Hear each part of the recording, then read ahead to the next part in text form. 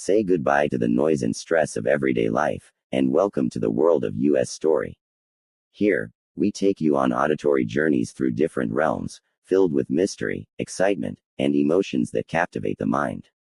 Relax, leave everything behind, and let our stories transport you. Subscribe now and become part of a limitless world.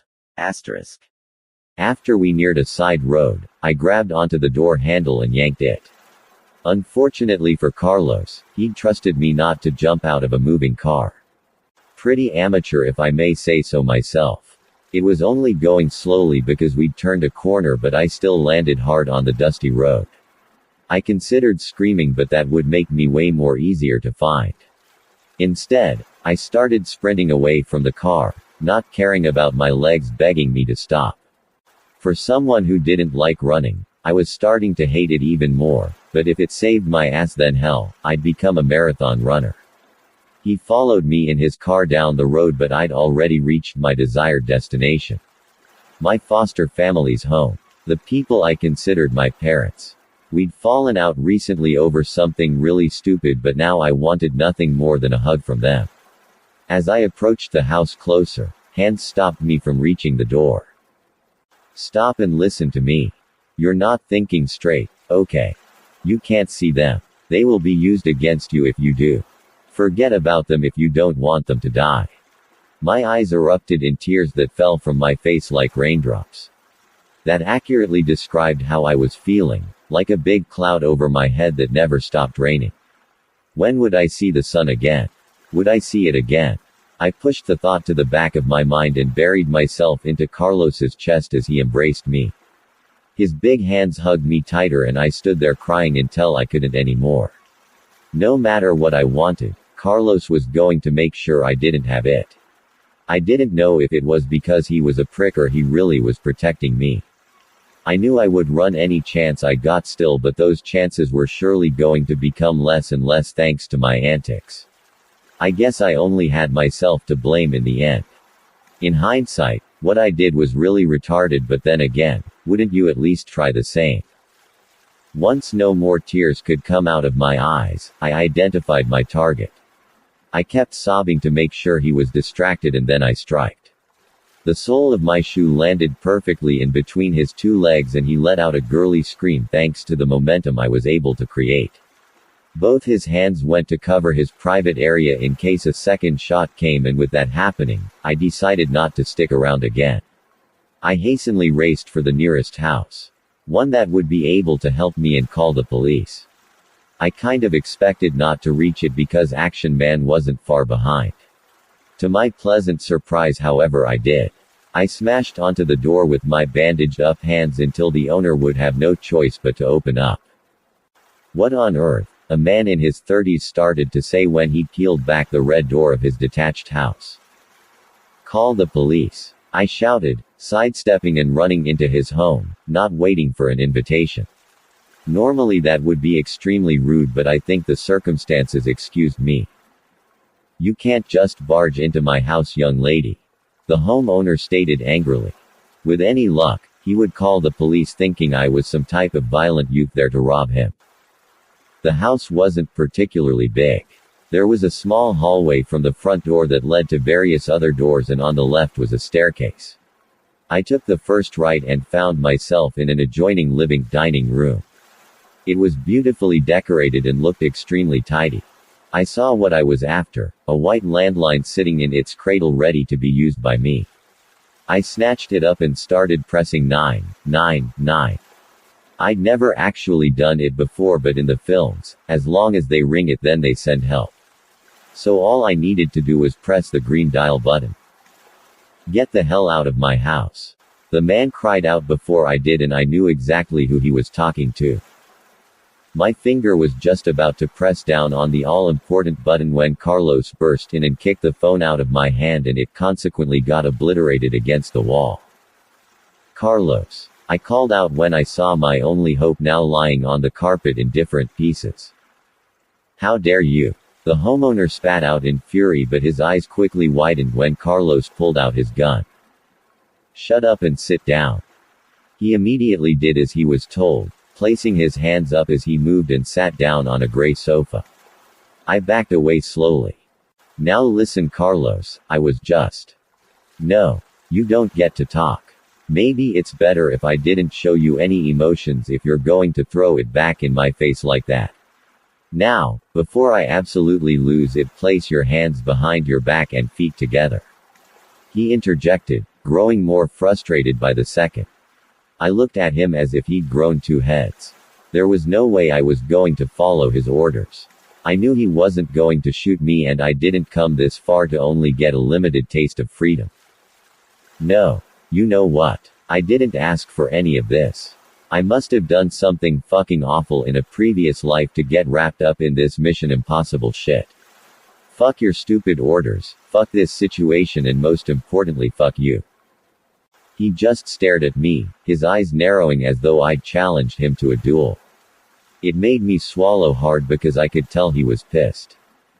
I had to get out of there. Fast. I attempted to run through the dining room, but he grabbed me by the waist and threw me over his shoulder in one swift movement. It took the wind out of me, but I refused to give up. I landed a punch to his side and he just laughed.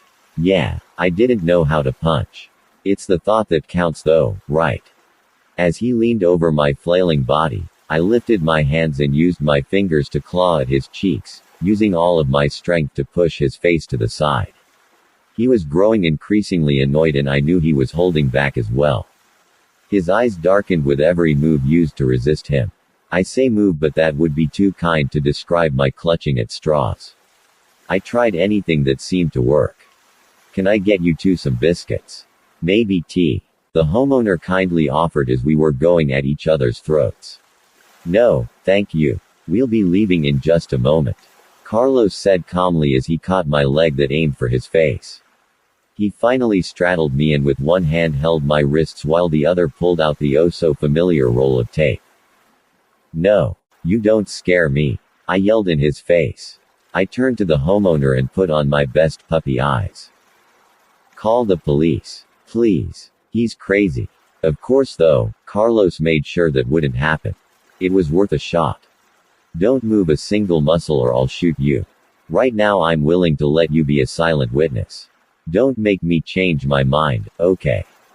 The man nodded. Carlos's voice was serious but slightly muffled as he drew the tape out by the end with his teeth. He immediately got to work on my legs, twisting his body so now his back faced me, which I pounded against with clenched fists. He encased my legs with the adhesive below my knees, above them, and then finally at my ankles. He did it in a record-breaking time. So much so, I wondered if he'd be able to hold a Guinness World Record for least time taken to kidnap someone. Of course, no such thing exists because we're normal people. It's a lovely place you have here, sir. I really like the typewriter, it provides a wonderful aesthetic. Carlos started making small talk with the man as he continued wrapping me in tape. I could tell he was referring to the black typewriter that sat on a small oak table, but making small talk with your hostage was certainly new. Ah, thank you, he started. It's my wife's, she's an extremely talented writer. Carlos turned back to me, studying my face. I'd love to read some of her work. This one gets to be a handful sometimes, and I could do with a bit of entertainment. People don't realize they have talents these days, it's such a shame. He tore off a face-sized strip of tape. Shame you don't have any talents, asshole. I knew deep down that was a lie. His fighting skills were beyond impressive. He could drive with one hand and was pretty handy with different types of restraints.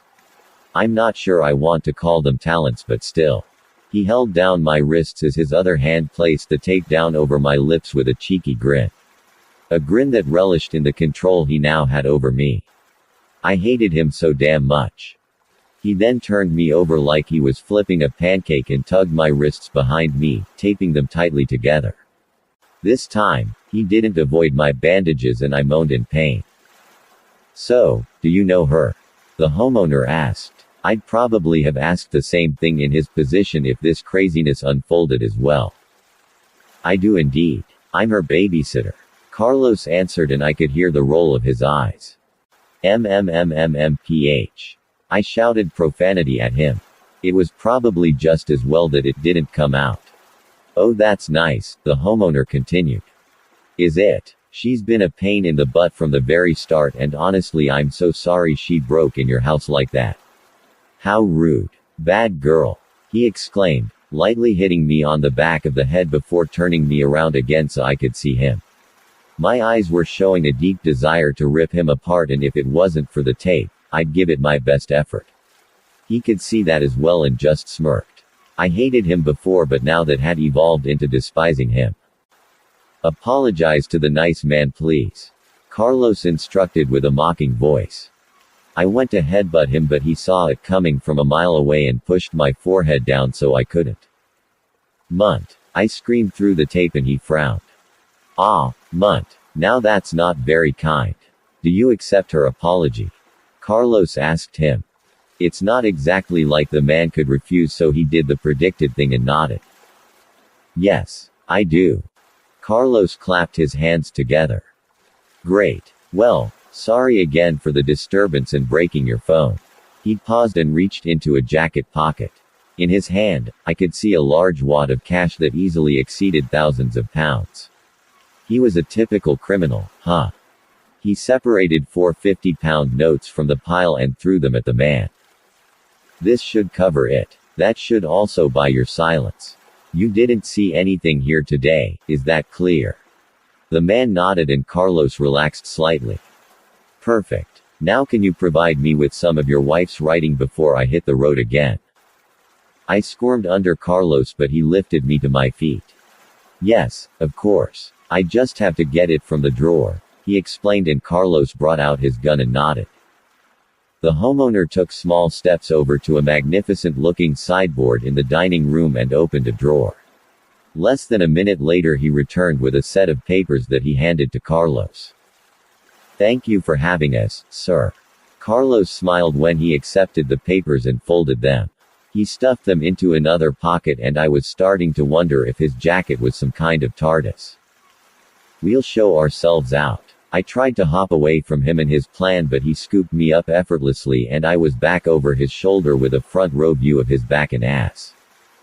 Carlos stormed out of the house, shutting the door gently behind him, and then hurried back over to the car. He unlocked and opened the boot, moving the bags into the back seat, and then placed my wiggling form inside.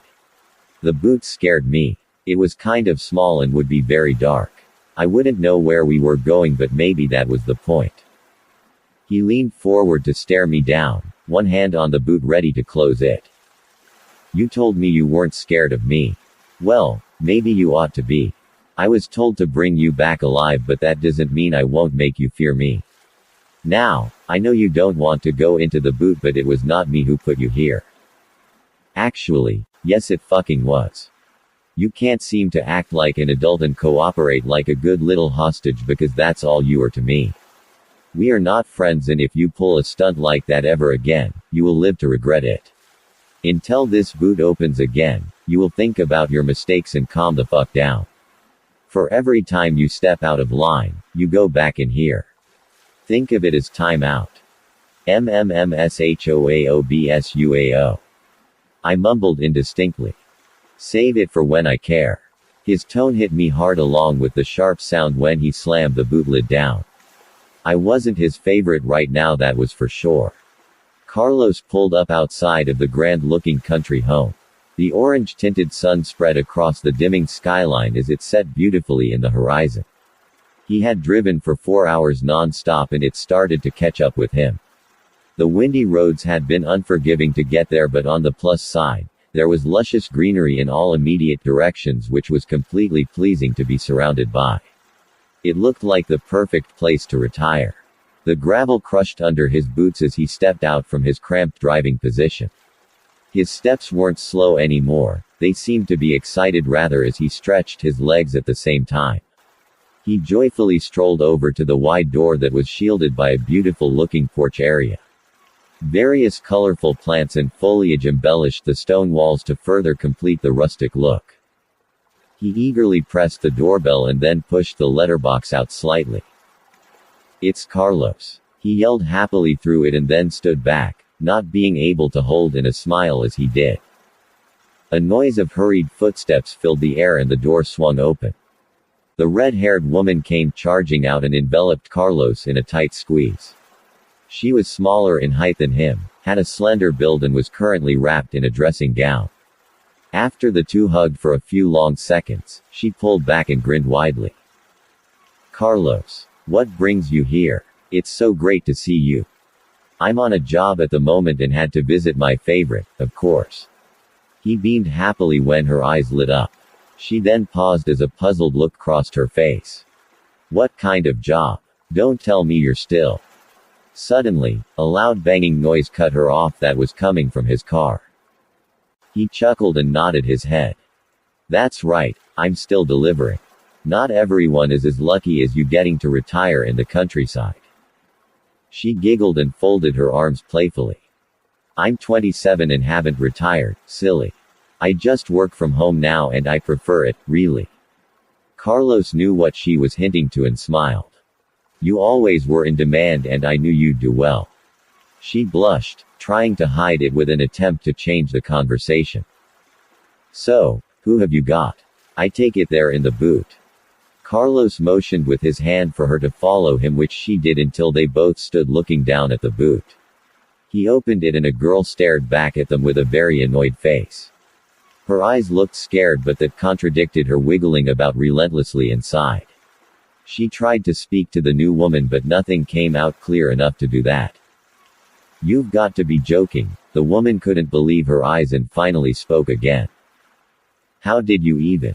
But she's the daughter of. Carlos quickly threw his hand over her mouth and gently shushed her. Shush, she doesn't know yet and we just need to stay with you for a few days. I'll make sure she doesn't step out of line and I'll explain everything, promise. He flashed her a charming grin and she reluctantly agreed. The things I do for ya, Carlos. I have a spare room she can use. At hearing this, Carlos hugged her tightly again. Thank you, thank you. Amber, you're truly the best. I know. She replied smugly, then made her way back into the house, leaving the door wide open. The girl looked like she was trying to figure out how rocket science worked when she heard what Amber had started to say. Best behavior now. Carlos told the girl with a voice that threatened something if she didn't do as she was told. He lifted her carefully out of the boot and carried her into their new temporary home. Holy dog's bollocks, this place was gorgeous. No, actually gorgeous was an understatement. Carlos had set me down on what I assumed to be a 10-seater sofa in the middle of an open-plan room. I was still tied up, so for now I just studied the gloriously decorated home. Whoever did the design, I wanted to hire them when all of this was over. The downstairs consisted of a large living room, a dining room and kitchen overlooking a big field that spanned for acres. Amber and Carlos sat opposite me on a separate sofa and Carlos leaned forward, ripping the tape from my face without being careful. Ow! I complained, but he just threw his arms back and flopped on the sofa. Hey, I'm Amber. Amber greeted me with a smile. She appeared innocent, but I was still cautious to trust anyone these days. Hi, I don't care. Are you gonna help me or not, Amber? I retorted and her face dropped. I'm Carlos's friend, so that won't be happening. I rolled my eyes in despair. Oh jolly. Carlos has an accomplice. You know that you're now an accessory to kidnapping and that's illegal. So if you don't help me, you're going to jail along with Cuntface here. Whoa language. He exclaimed when I called him that. Amber giggled and turned to me. You're funny, I like you. I wish I could say the same. I replied rudely. Truth be told, she hadn't mistreated me, so maybe I was a little harsh, but at the same time she wasn't helping me either. She ignored me and proposed an idea instead. Hey Carlos, I have some leftovers that I could heat up if you'd both like. I'm not the best cook, but I'm sure you're hungry and she's hangry. She joked and I pretended I didn't hear. That would be stellar, Amber, thank you. Is there anything I can do to help? Just make sure she doesn't break anything. Amber said as she scurried off into the kitchen, starting to prepare the meal for us both. Yeah, I'm really going to have the power of a tsunami when I'm duct taped to your sofa. Better put a call into the med office. Storm captive is approaching and ready to cause havoc. Stupid bitch. I muttered the last part, but Carlos definitely heard it. He shot his eyes in my direction. What has gotten into you? You had 4 hours to reflect on your misbehavior and now you're insulting Amber. She's done nothing, so if you're going to be a stupid girl, take it out on me.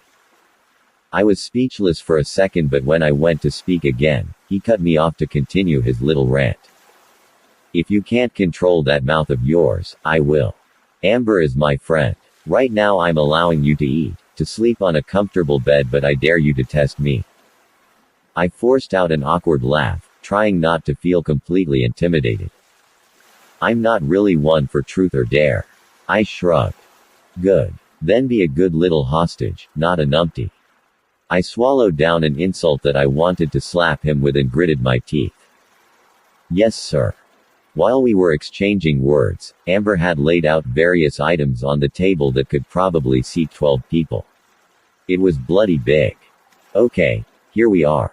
Amber said, digging a spoon into a box of heated up pasta and plopping some on 2 plates. Carlos hoisted me up and dropped me into a dining room chair. I was super happy to see he chose me to be at the head of this table. It made me feel badass. I also noticed there weren't any arms to the chairs, and I wondered if he was going to let me use my limbs or not as a result. I'm going to trust you not to fuck up, he hissed, answering my question, and used one of the knives on the table to cut through the tape that restrained my wrists. Once they were free, I rubbed them and hit the backs of my hands, trying to get the blood following to them again. I'm letting you eat yourself, but you don't get a knife.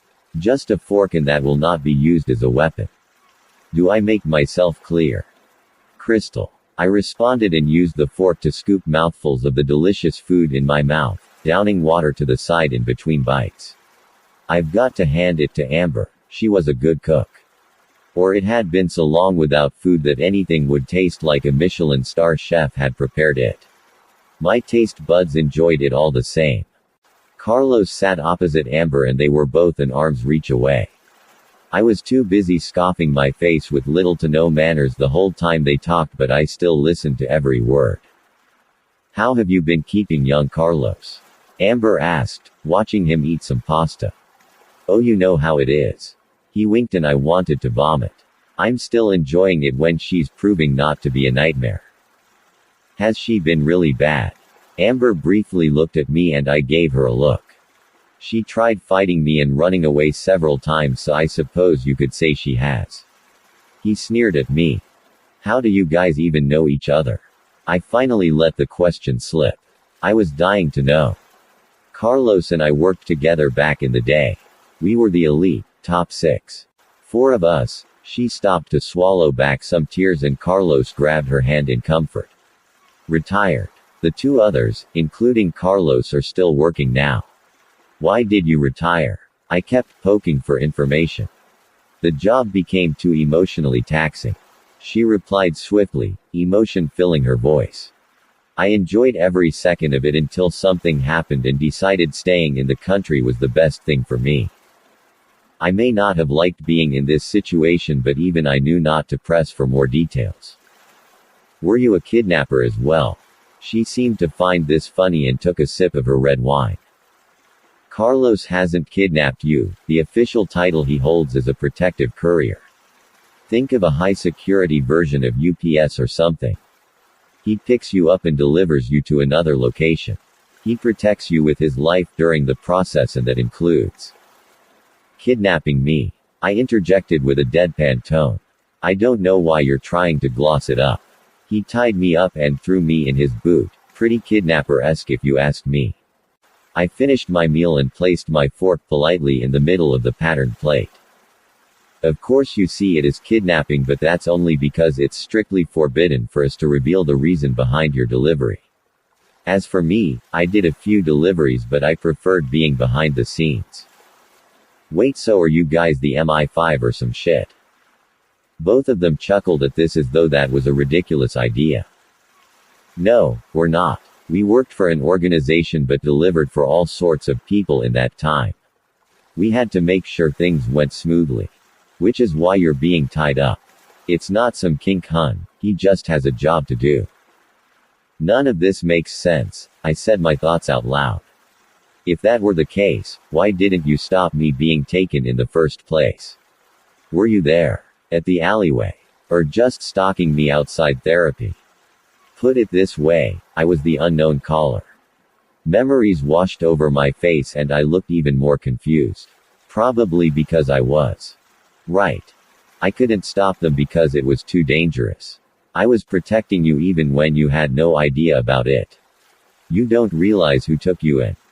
Amber shook her head and raised an eyebrow. Was it her? Carlos just nodded silently. Amber smashed her fist on the table in response, making me jump. Fuck, she's still going. I was hoping she'd rotten away by now. Who? WHO. I demanded to know loudly. Both of them went quiet until Carlos was first to break the silence. Can't say. Any other questions? I folded my arms and huffed like a sulking child. Fine. Yeah, why do you have such a huge house if it's just you? I mean, this table is bloody massive, what's all that about? I looked at Amber waiting for her response, but she just eyed Carlos and looked down with a sad expression.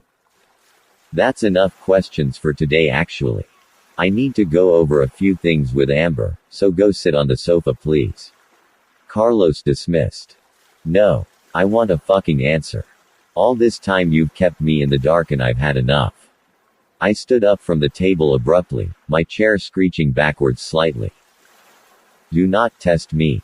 Carlos erupted, his voice cracking, which I'd never heard from him before. You know what I see, Carlos. I see a fucking attractive guy but an absolute loser behind that mask. My shiny ass, you tried to protect me. I was in that dungeon for far too fucking long, you useless sack of shit. And let me guess, I waved my hands up in the air wildly while they both watched me in awe. You're going to tie me up for speaking my mind, right? Because that's all you fucking do when I'm too much for you. Why don't you get a normal job, I fucking hate your guts.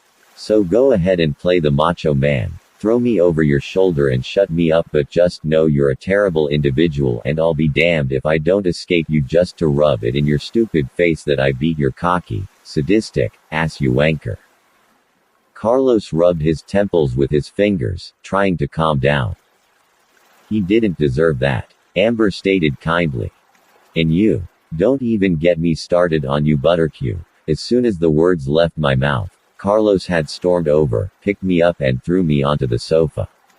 He pushed me down as he spoke. My job is already stressful as it is. We have people after you and I don't need you in my fucking ear trying to be all brave.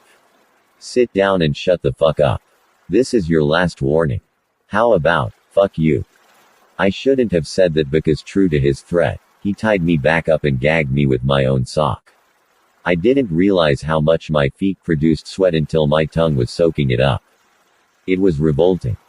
He'd gone to speak to Amber in the kitchen privately, still able to keep an eye on me, but with my hands zip-tied behind my back, there wasn't much I could do. He left the TV on, which had just finished playing The Chase, a quiz show I'd usually watch in my own place back when I was engulfed in normality. It was a surreal moment, thinking back to how different things were less than a week ago.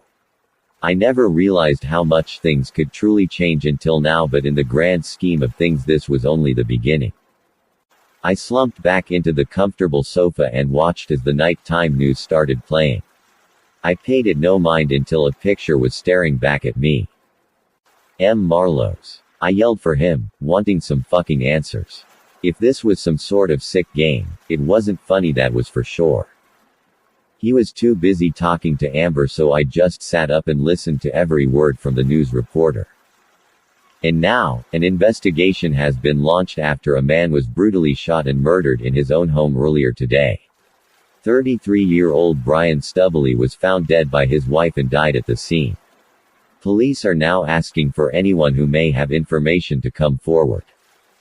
My immediate thought was that Carlos had shot him after putting me in the boot. Marlowe's. I screamed until he could no longer ignore me. What is it, noisy pants? He started but saw the picture of the homeowner and went silent. He walked over to the sofa with Amber and peeled the tape from my face gently this time, removing the socks straight after. I was relieved to see them gone in all honesty. Did you kill him? I asked, not sure I wanted to hear the answer. No. As much as you want to paint me as evil, I don't kill innocents. Your keeper would have done it, which means they're on our tail, but we should be safe here for now. Poor Brian. He was surprisingly calm as I opted to freak out. Amber perched next to me and put an arm around my shoulder, pulling me in. It's okay. Everything's going to be alright. That was a lie and we both knew it, but I didn't respond. I was too exhausted. I think she's tired and needs some shut-eye. I'll go take her up and get her settled. She cupped her hands as Carlos threw some handcuffs and the duct tape. She then delicately gripped my arm, bringing me to my feet and walking me up the spiral staircase. There were at least 8 doors upstairs and she took me through one that led into a big bedroom. The double bed seemed like an antique itself with 4 posts. She gently walked me over to it and then drew the curtains. Would you like me to help you get into bed? She offered nicely, and I was partly beginning to feel bad for being such a dick before. I shook my head, wanting to savor my independence. Okay. I'm going to handcuff you to the posts, but I won't make them tight. I think Carlos would, so thank me later. I forced a smile and she cuffed one hand to the bedpost after snapping the zip tie. I considered running, but she gave me no time to execute any kind of plan. She then cuffed the other hand so they were both above my head. I also have to gag you.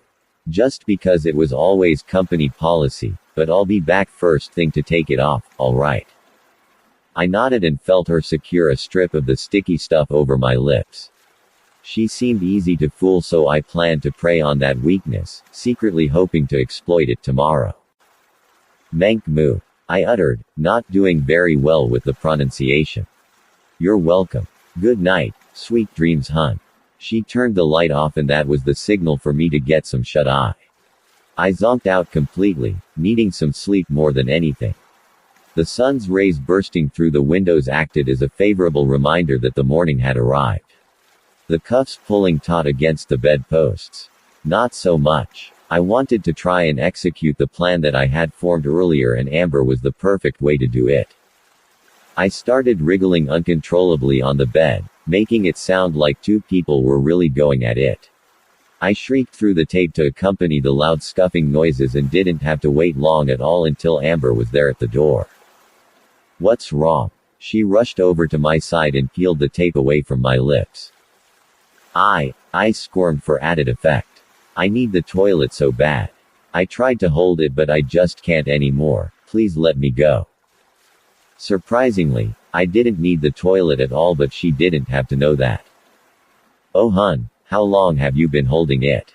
She asked, a motherly type tone taking over her voice. I pondered the question for a moment, not wanting to sound like I was exaggerating. Finally I settled on an answer. A couple of hours, I squeaked, still writhing as I spoke. Okay, let's get you to the bathroom then, she said kindly, unlocking the cuffs and helping me to my feet. I wanted to run there and then, but forced myself not to. I would no doubt bump into Carlos again, and I could already see how that would end. She led me out of the bedroom and into an exquisite-looking bathroom. It was possibly the size of my flat alone and covered in blue and white tiles. Seriously, the decorator did a fantastic job. I'm not one for bidets, but this was an exception. A shower and bath combined was tucked neatly in the corner, and a cabinet full of different fluffy towels remained by the side of it. The pristine-looking toilet was in front of a set of large elegant windows, very typical to a country home. They opened with 2 handles located in the middle and weren't entirely transparent thanks to the diagonally lined patterns that morphed into diamond shapes. Bingo. Carlos says you can't have a shower yet. Sorry, and you're not allowed to lock the door. I will give you privacy however and wait out here. I nodded in agreement to the conditions. I didn't give a fuck deep down because I was a genius, but hey. Thank you, Amber, I said softly with gratitude. She smiled in return. Then a thought glossed over her face and she spoke again. Please don't try anything, she started, and I quickly cut her off with my best act. I wouldn't dream of it, Amber. I hoped it sounded believable, but just in case, I didn't allow myself to possibly get into a predicament and shut the door gently behind me. I didn't lock it. I needed to keep her trust for this to work. I looked around the room, the door feeling miles away when I reached the other side. I picked up some fancy-looking shampoos in case I needed a weapon and stuffed them down my bra. Luckily the bottles were only small travel-sized ones. Have you ever got shampoo in your eyes? It fucking stings, so I was confident I could protect myself from surgical law. After I did that, I glanced in the mirror and saw my tired face staring back. My hair was knotted and I looked worse for wear. I blamed Carlos, but deep down, it was the roller coaster and keeper that made me this way. Focus. I whispered to myself and looked out the window. The gateway to my freedom. I studied the handles of the windows as I approached it, pressing my fingers to them and twisting slightly until they opened. It made a bit of a noise, so I coughed to try and conceal it. That wasn't suspicious at all.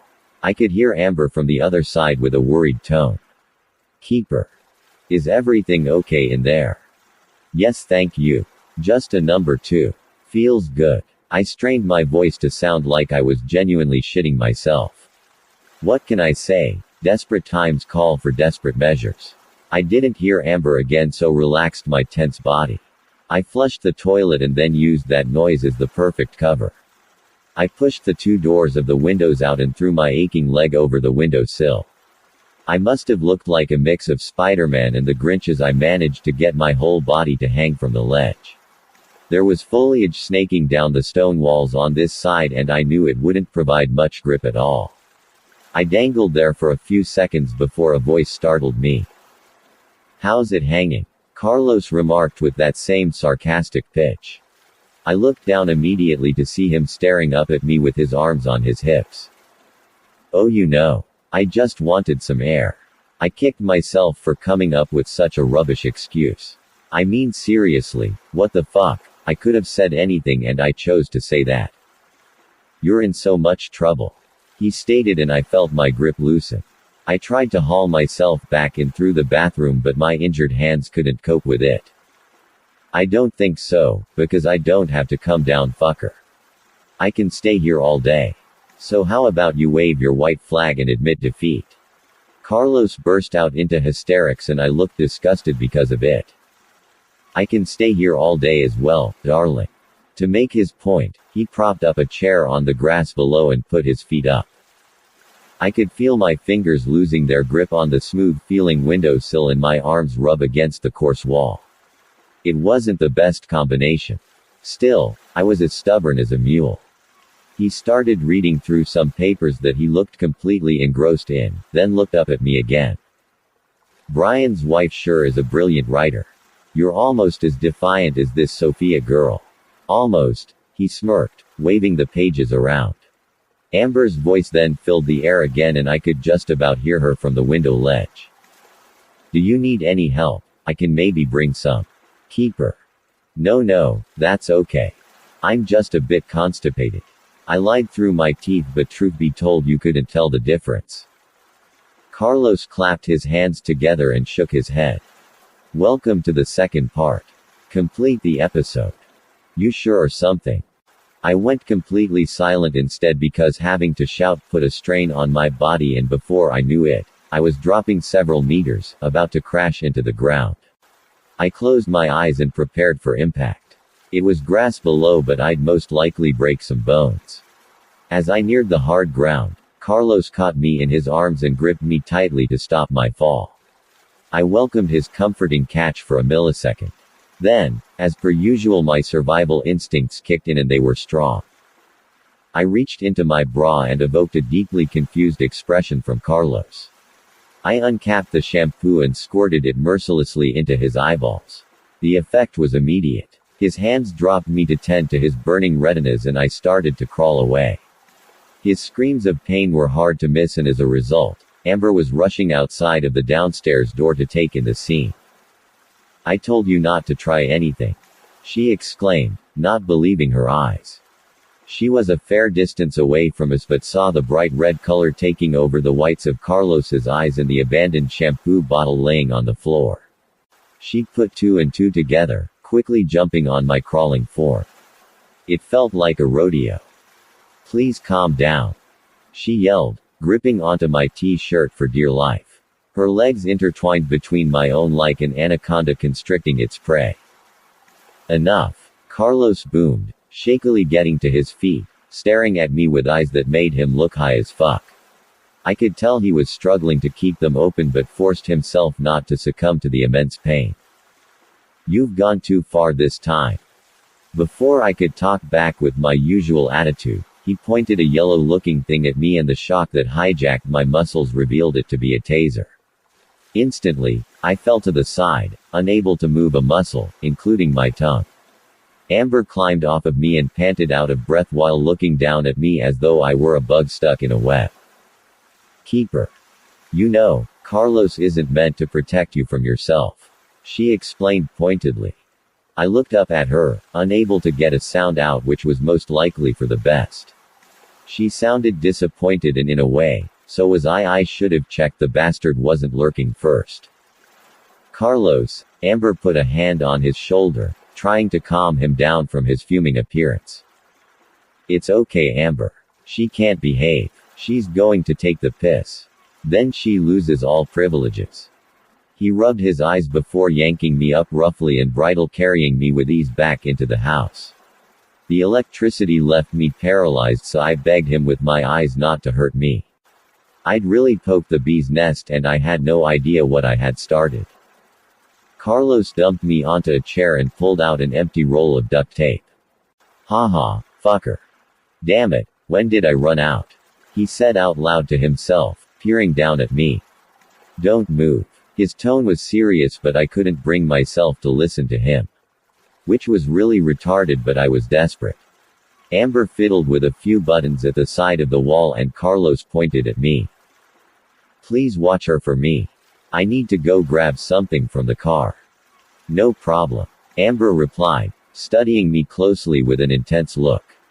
The second Carlos shut the front door behind him, I leapt out of the chair and ran to the landline phone that I'd seen earlier.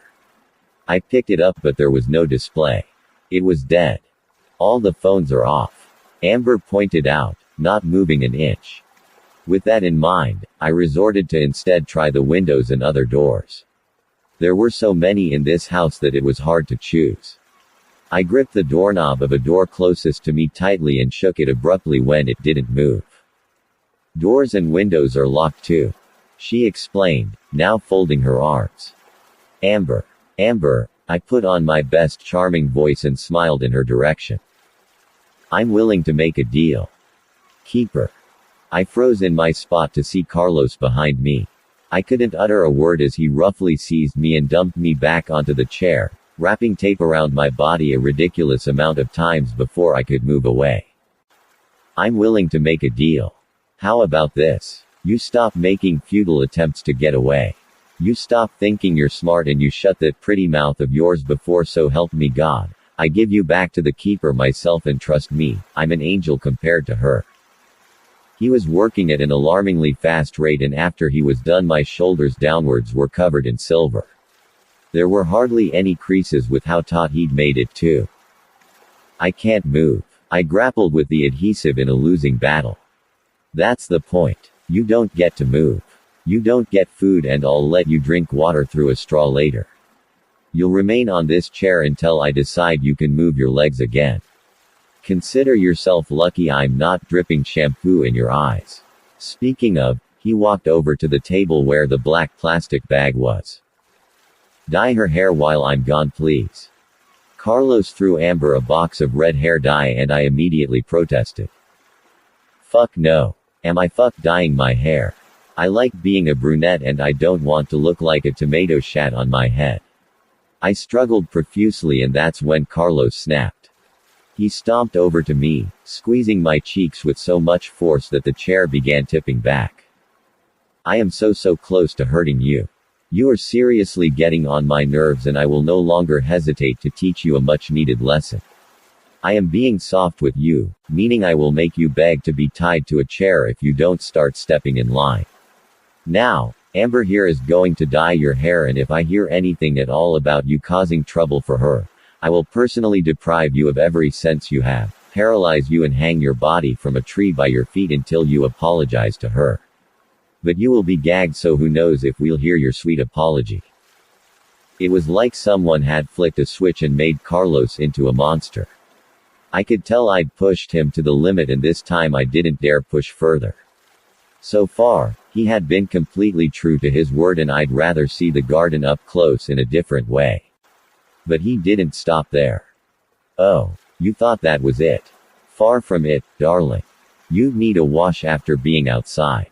So Elle will then stuff you into my duffel bag and lay it in the bath, letting it fill with water until I see you stop struggling. You will experience the simulation of drowning, and there will be nothing you can do to keep her. Stop it. The panic will consume you as the water bubbles near your nostrils before completely filling them. I may not be able to hurt you physically, but no one said anything about psychologically. He dragged the roll of tape out in front of my face, finally letting the chair back onto the floor. You will remain gagged until further notice. You will still sleep in the guest room, but you will not move from there after I put you to bed. One single toe out of line while I'm gone, and you'll live to regret it for the rest of your life, I promise. No more playing, I'm done with your games. Why are you doing this? I questioned quietly, not wanting to piss him off any more than he was now. He leaned forward, staring into my eyes as he stuffed some cotton balls into my mouth. That must have been something else he got from the car. He then wrapped tape tightly around my head, so much so I could feel it leaving an indent. I thought he would finish there, but of course not. He was possessed right now. He pulled a balaclava over my face and wrapped more tape over the top of it where my mouth would be underneath the many layers. Finally, he stood up, proud of his work. I stared him down, not being able to move an inch. Ah, what's the matter? Is the captive pissed at Carlos? Is she a whittle upset being put in her place? He taunted, and I wished he would just stop already. I'm doing this because you need to calm the fuck down and start following my orders. I can deliver you any way I choose, remember that. Amber walked over to stand next to Carlos, both of them looking down at me. His eyes never left mine as he spoke. Ams, dye her hair please. You have my number if she causes you any type of trouble, and you have my permission to discipline her until I'm back.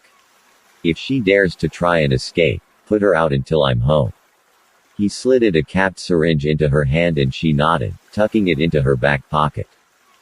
Anything else to say? Since you're oh so full of good ideas, or have you learned to shut the fuck up now? His words hit me hard and were starting to hurt. That's what I thought, he said when I didn't make a sound in response. I'll be back in roughly an hour, give or take. Be safe and call me if you need anything. With that all said and done, Carlos left, leaving me alone with Amber to complete the painstaking arduous task of dyeing my hair. There was an awkward tension that filled the air the moment Carlos shut the door behind him. I didn't say a thing or try to move as Amber just stood in front of me, arms crossed and looking down at my bound body. What are we going to do with you, hey? Her tone was exasperated and I just stared at her in return. It's not like I could say anything anyway. You know you got yourself in this mess, don't you? She sighed and took a grip of the chair, dragging it back to the kitchen sink with minimal difficulty. She set out a towel, the hair dye and a brush on the breakfast bar. She then grabbed a pair of scissors from the block and used them to cut the tape around the mask away. She removed the material and my sweaty, worked-up face was more visible than before. I couldn't keep the tears in any longer and let them slide down my puffy cheeks like rain droplets. She used her thumbs to stop some of them and started taking away the other layer of tape from around my face. I let the cotton balls drop from my mouth and grimaced at the bitter aftertaste. Here. She reached behind me and brought a glass of water to my lips. It must have been a while since I'd drank because it tasted like heaven. It was the kind of cool water that you crave on a summer's day. Thank you. I acknowledged timidly, now deathly afraid of doing something wrong. You're welcome. Now, don't be sad, you can be a redhead like me. She tried to make me smile but it didn't work. After placing the glass down, she sat on a chair opposite me. Carlos just needs time to cool down, hun, he'll come around. He may seem like it sometimes but he's far from a cold-blooded bastard. I found it hard to believe her words but nodded anyway.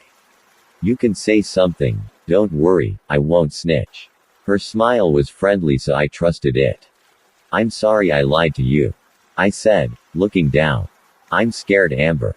I don't know what's going on and no one will tell me. I don't like being tied up all the time and I just want to go home. I know, hun, I know. She soothed and then got up, running the tap and sloshing the water over my long hair. She ran a brush through the ends and started massaging the dye into it. I looked up at the ceiling, not even knowing what to think. How on earth did my normal life become this? A stranger was forcefully dyeing my hair while I was attached to a chair. You couldn't make it up. Your question from yesterday, as to why this house is so big. I think I'm ready to answer it now. She piped up while still rubbing the dye in good and proper. While working, I fell in love with a guy named Sam. He was Carlos's best friend and we all got on like peas in a pod. We looked out for each other like a family and eventually me and Sam retired, to this home. He became my husband and I was so happy. It was perfect. We planned for lots of children and that's why this house is so big. We wanted to be able to accommodate many, including our colleagues. Her voice began to morph into a distressed crack. One day, he took me out for a joyride on his motorbike and, she paused, struggling to get the words out. Her hands stopped moving for a moment that were currently covered in shampoo and conditioner. A different kind from earlier. She pulled up beside us with a twisted look on her face. I'll never forget the burning passion she had in her eyes for blood and before we could react, she shot him. She left me while he was dying in my arms. The bike went out of control and crashed into the wall. I was rushed to hospital in an induced coma and woke up without the love of my life. It's been 2 years but I still cry every night. I swallowed hard at her heartbreaking story. Fuck. That's why it's hard for Carlos too. Tensions are high being back here. He used to visit me and Sam all the time and then stopped after he passed. It's his first time back since. Now everything was starting to make more sense and my heart ached at the circumstances. She rinsed my hair and then turned the tap off, wrapping my hair in a towel. Once that was done, she sat back in the chair. This is him. She pulled a picture up on her phone and showed it to me. It was their wedding photo, Amber looking stunning in a gorgeous white dress in the arms of a cheeky-looking chap who donned a fashionable tux. They had smiles on their faces and looked so deeply in love. She turned the screen off and sighed. I'm so sorry. I was genuinely beyond sorry she had to go through something so horrific and struggled to find the right thing to say if there even was such a thing. Amber forced a smile as she cried uncontrollably. It's not your fault. She managed to get out. Why? Why would somebody do that? I sat up straighter, trying to show respect. Your keeper will stop at nothing to hurt someone. She should have killed me there and then with him. No. I immediately interjected, not expecting myself to feel so strongly about it. No, please don't say that. I was wrong before and I take back everything I said. I was desperate for her to see my side of things. I studied her eyes until hers looked into mine. She gradually let a smile paint her face and tried to find the words. That's very kind of you to say. Now, tell me, what do you think? Her hand revealed a small mirror and she held it out in front of me. I took in the various different features I had, looking even more fatigued now, but the vocal point was now my bright red hair. Wow, I was in shock at just how bright it was. You certainly look different, but that's kind of the point. She joked. I have to go make a call now, but I'll leave the TV on for you and just shout if you need anything. Carlos will be back fairly soon and I'll be sure to say you behaved exceptionally if you don't try anything in the meantime. Okay. Okay, thank you. I really won't do anything now. I replied truthfully. She nodded and hurried up the stairs. I could see that tears were leaking from her eyes and she probably didn't need to make a call at all. I couldn't help more tears fall from my own eyes whenever their wedding photo popped back into my mind. The whole situation was brutal for everyone involved. When I finally stopped crying, Carlos came back through the door carrying various shopping bags. He caught eyes with me and narrowed his eyebrows. Whoa, it looks like a tomato shat on your head. He teased playfully. After his recent outburst, I decided to stay quiet and he seemed disappointed because of it. You can say something, go ahead. Since he gave me the all clear, I couldn't help myself and hit back with my best indirect insult. I didn't realize you were an extra for The Walking Dead. I retorted, poking fun at his still extremely red eyes. They'd calmed down slightly but what I'd said was no exaggeration. I heard Amber stifling a laugh as she descended the stairs. Ha ha, very funny. Carlos said to us both, trying to conceal his embarrassment. He wasn't doing a very good job at it. How was she? Any problems? He finally asked Amber, his voice going deeper than usual. He sounded ready to hand out a real ass kicking if he heard the wrong answer. No, she was an absolute star. She beamed at me like a teacher to their favorite student. Really? Well, that makes a change. Don't make me regret this. He grabbed a knife from the side and walked over to me. He then very carefully cut through the tape until I could peel myself away from the chair's back. It's going to hurt peeling all of that off. I did go a bit overkill, sorry. It's fine. I quickly responded with a calm tone. Sorry about your eyes. I added kindly. What did you do to her? He turned to Amber in shock. Did aliens take the real one or? Amber took a moment, debating whether she should tell him but finally she did. I told her about Sam. Carlos paused, getting emotional by the second as a wave of grief washed over him. Oh, is all he said. I'm really sorry. I chipped in. He seemed like a great guy. He was. Carlos's voice sounded shaky, his red eyes dissolving into sadness. He quickly excused himself, leaving just me and Amber again. Did I do something wrong? I inquired, wanting to make sure I hadn't intentionally upset him. Not at all, it's a sensitive subject and still raw. Now come on, let's go sit on the sofa.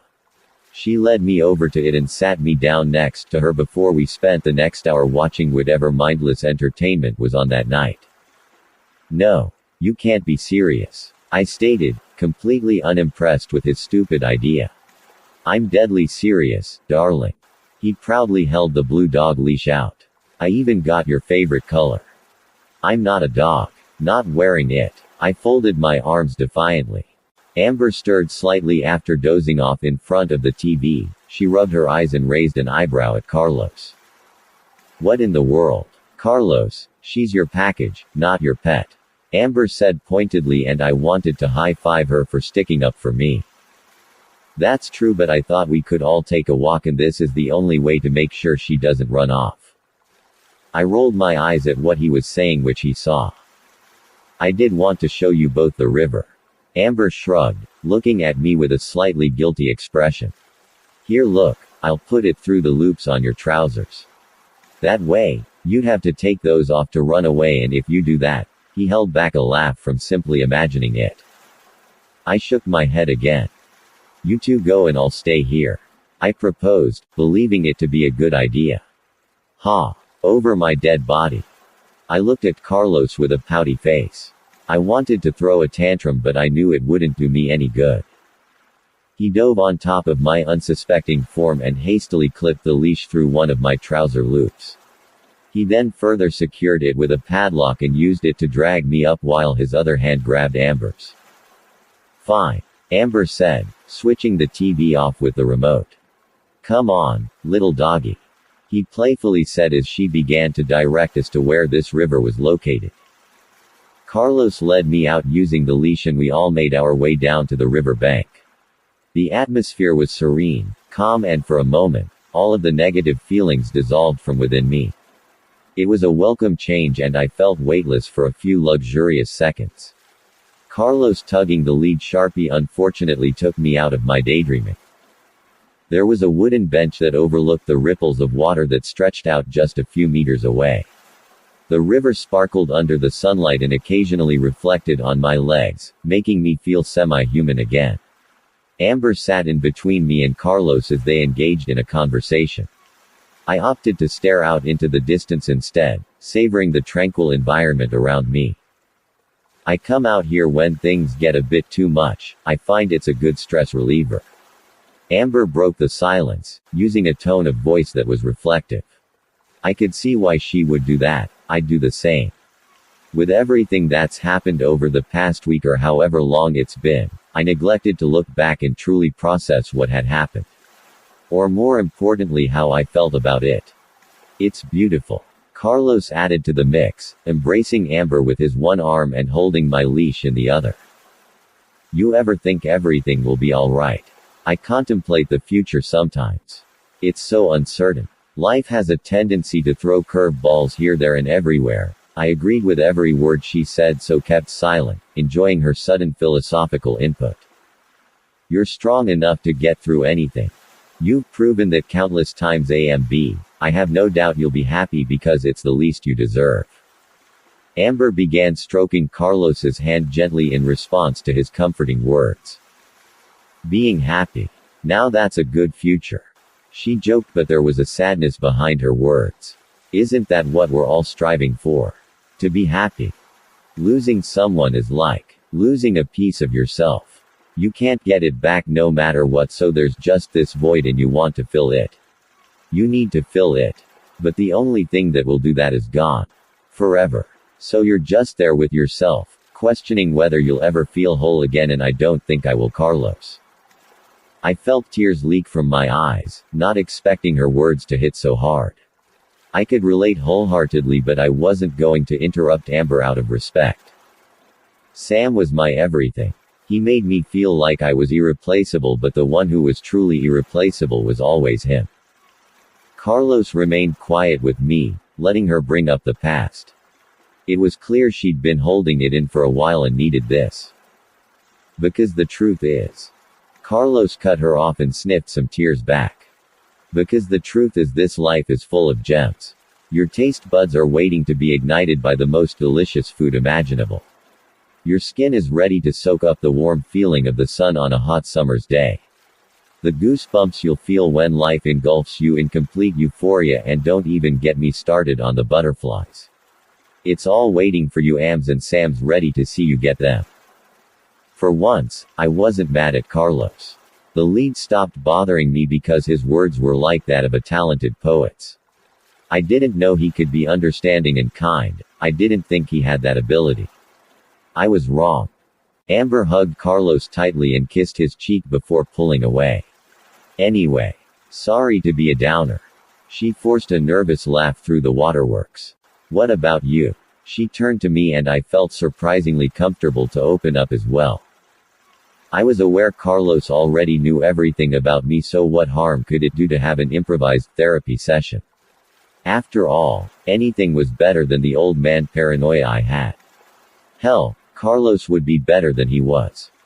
Well, it felt weird to let my inner thoughts out, and I was about as elegant doing it as a newborn giraffe walking for the first time. I lost my parents in a car accident when I was young. So I got adopted. Amber placed a hand on my knee and I let the warmth of it radiate through my body. I appreciated the support. No one really wants to be my friend, so for the most part I'm just a loner at home.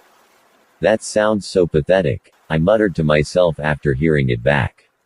It is what it is. I don't know why I got tangled up in this mess, because I sure as hell ain't cut out for it. I laughed and Carlos sneered playfully.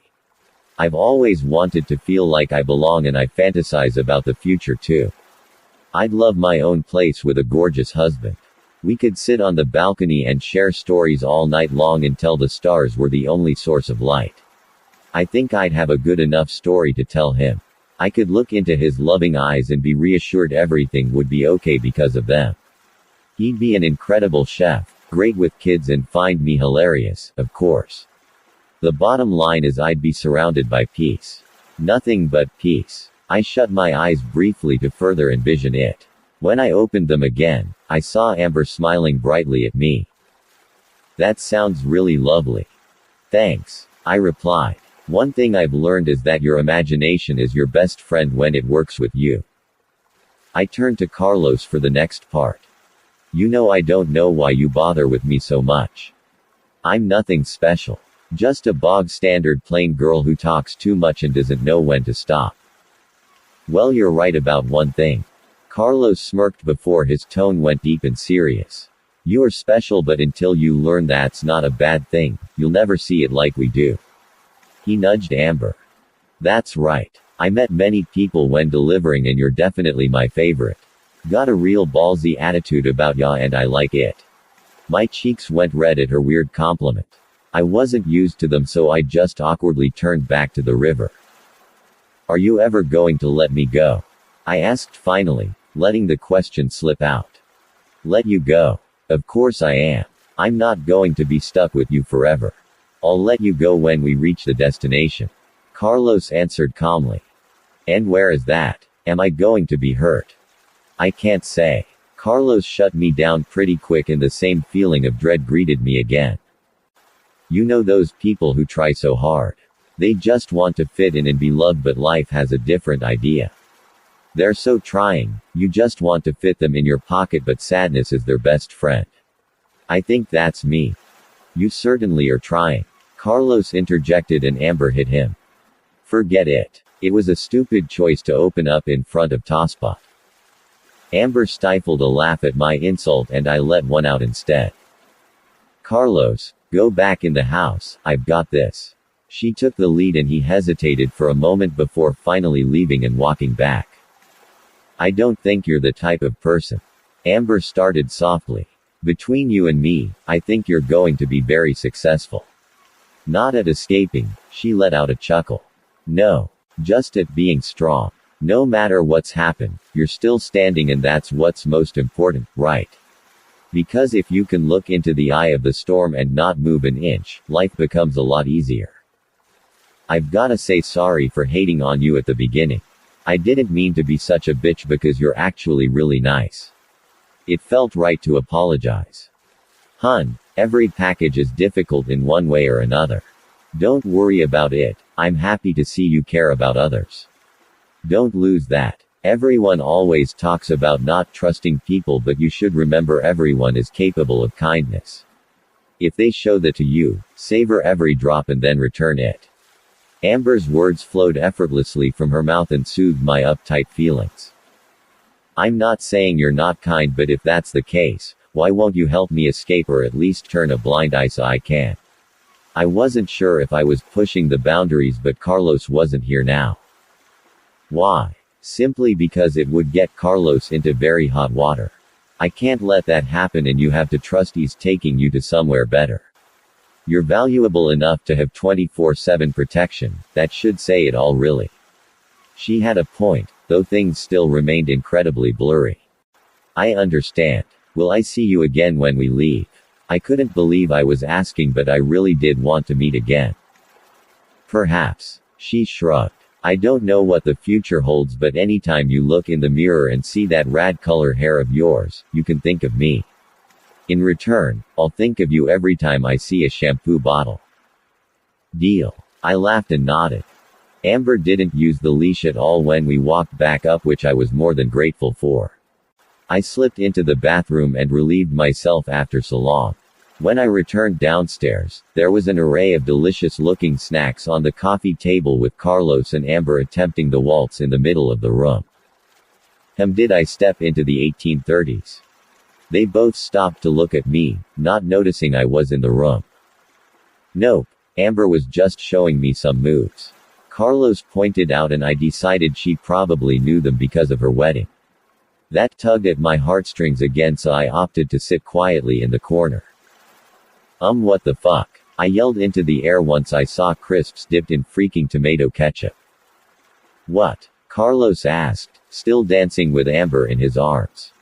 There are fucking crisps in the ketchup, I said with a disgusted face. My expression was that of a baby who'd just tasted lemon for the first time ever. Yeah, so. Don't knock it until you try it. Carlos shrugged, moving the dance closer to me. Am I going to ever try that shit? I sat back, popping a few grapes into my mouth and washing it down with some orange juice that was also out on the table. You're such a brat. He muttered under his breath, but I heard it loud and clear and I wasn't happy about it. What did you just call me? My tone was challenging, so he stopped and marched over to me. You heard me. A brat, he repeated, grabbing the trailing leash and tugging on it tightly so my whole body moved. Guys, let's just calm down. Amber tried to intervene as the peacekeeper. Then what are you, jackass? Cunt flap. Window licker. He was repulsed by that last one of my ever-increasing list of names for him. I'm none of those, and you better watch your tone with me, brat. I stood up abruptly, squaring up to him in complete anger. I was tiny in comparison, but my anger was a lot larger in size. Sit the fuck down, he instructed, and instead, I walked off straight out of the back door and down the large garden. The moonlight was starting to make an appearance in the night sky, so I was still perfectly visible. Besides, where was I even going to run to? There were only hills and fields that spanned for miles in my vicinity, and I didn't want to freeze to death. Carlos tried running after me, but I just about heard Amber stopping him before retiring herself for a nap. She trusted me, and in a weird way, I didn't want to break that. She'd been through enough, and it wasn't in my place to add to her stress. I finally reached the bench again and plopped myself onto it. Almost immediately, the river had the same calming effect as before, making me appreciative of what nature had to offer.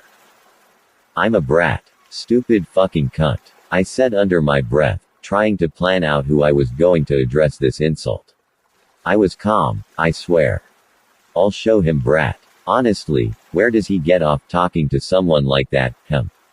I looked up into the sky like I was waiting for an answer. Fat lot of good you are. I already apologized on the roller coaster, and a loud noise of a car closing its door came from behind me. Oh, so you're going to run away like a little coward. Whatever. I brushed it off. If Carlos wanted to go for an evening drive, then so be it. I preferred being in Amber's company a lot more anyway. At the thought of having some peace and quiet, I took one more glance at the blue water in front of me, then started trudging back to the house. I'd reached about halfway when I noticed several black cars of various descriptions parked on the gravel driveway. I wasn't sure what to think, but a silver bat that gleamed under the stars stared at me. It was propped against a small shed along with other objects and tools. I wondered if this was a trick or not. Whoever it was, they were about to get a nasty surprise. What's the matter, Carlos? Cat got your tongue? A female voice said. Her gloved hands currently held Carlos's tongue out of his mouth, but she let go when everyone turned their attention to me as I barged in. Party's over, bitch, I announced, proudly brandishing a metallic baseball bat in my hands after kicking the door. Oh dear God. Carlos rolled his eyes at the very sight. Unfreaking believable. To my complete surprise, he was tied to a chair using various different restraints. I knew if they could get Carlos, they could get anyone. I could spot various intimidating-looking men dotted around the place, which made me swallow hard. I tried to remain focused. A guard made an attempt to grab me, but I swung the bat straight into his ribs and the sound made it clear it connected painfully. He dropped to the ground and I looked at Carlos, blowing over the top of the bat like it was the barrel of a gun. I need protection, my ass. Did you just see that? I beamed at him. The new intruder turned to look at me and smiled maliciously when our eyes met. It wasn't a new person at all. Ava, I whispered in question while squinting because there was no way she would be here right now. There you are. A home run. Though I'm not sure about this new hair color on you. She joked and produced a walkie-talkie from her jean pocket, pressing the button in before she spoke. You can stop searching now, she's here. Report back to the house. Someone from the other end replied and she placed the device back. Run. Carlos roared, but before I could even process his tone, a set of hands seized me along with the baseball bat. Nice to see you too, fucktard. I doubled over as one of the guards smashed the end of the bat into my stomach, which, needless to say, winded me considerably. Bring her, Ava instructed emotionlessly. Once I was injured enough, they dragged me weakly, kicking and screaming to Ava. I trusted you. I screamed in her face, extremely angry at how betrayed I suddenly found myself to be. Carlos sniggered in the background. Trust is a really stupid thing, she said coldly, and I was shoved into a chair with my hands tied behind my back using some scratchy rope that she did way too tight. I don't know who I'm going to have more fun with. She put her hands together and licked her lips. The package or the courier? She walked away to collect some things, leaving me and Carlos to converse quietly. I told you to run. You should have listened. A baseball bat, really? I might smack it over your head to knock some common sense into you. What were you thinking? Carlos' whisper yelled at me. He was right, so I could only slump back in the chair in defeat. Correction, what were you thinking? You let Ava in the house. Can't you just wiggle your hands and get us the fuck out of this? I think I'm losing circulation, I complained to him. Ah yes, why didn't I think of that? No, that's not how it works. Surprisingly, we didn't play knock knock who's there. She caught me while I was taking a damn nap with her army of men. Now I'm probably going to be mistreated a little, so remain calm. I'm trained for this, remember?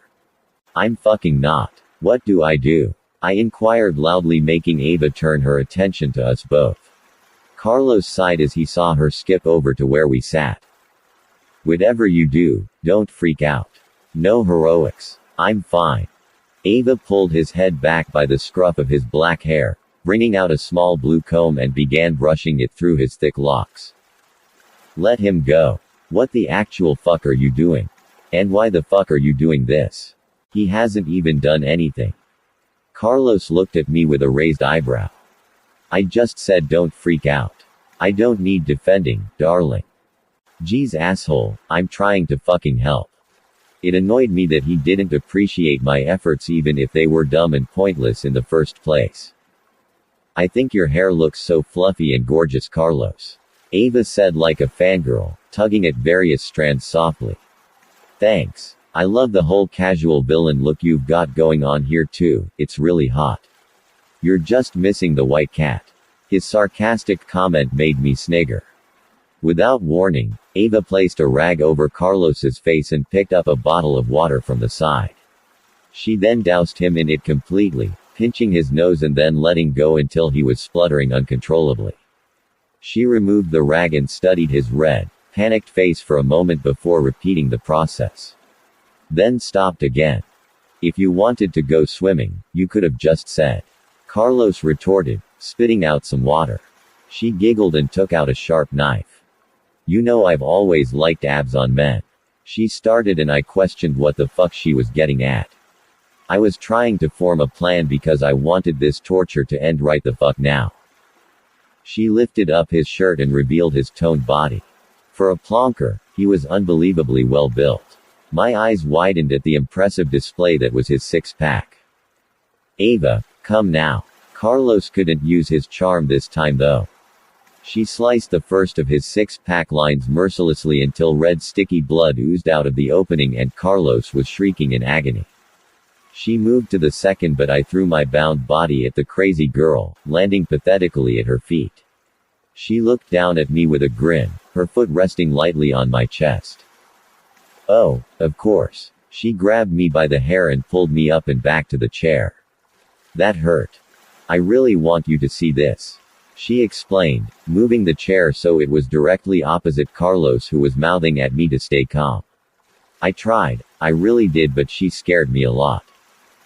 Tell me, how does it feel to be sat there knowing there's absolutely nothing you can do to stop me from doing this? Do what? I asked ignorantly, but was swiftly answered with a knuckle sandwich to the face. I cried out in pain, the momentum of the punch making my head fling to the side. She forcefully turned it back and waved the knife in my double vision. Carlos was breathing heavily, agitated that he couldn't do anything. That didn't stop him from struggling against his tight restraints though. Don't you have some type of gadget to get us out of this? Like a laser ring. My voice was leaking desperation and he just shook his head in response. Get you out of what? You don't like my company. Ava pouted and smashed her fist into my eye. Holy fuck, was that going to leave a bruise? I needed to stall to give Carlos a chance at escaping. How can you do this? You had bruises in the dungeon. I saw them hurt you. I wanted to know one way or another. I'm a fine actress, my dear. Just do as they say. Bruises are easy too. I didn't know what she meant until she drove her balled up fist into her face like some lunatic.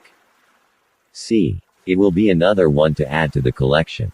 I'll be sure to decorate your face when we get back so we can be twins. She explained excitedly and I felt my stomach churn. Did I ever tell you that you have beautiful eyes?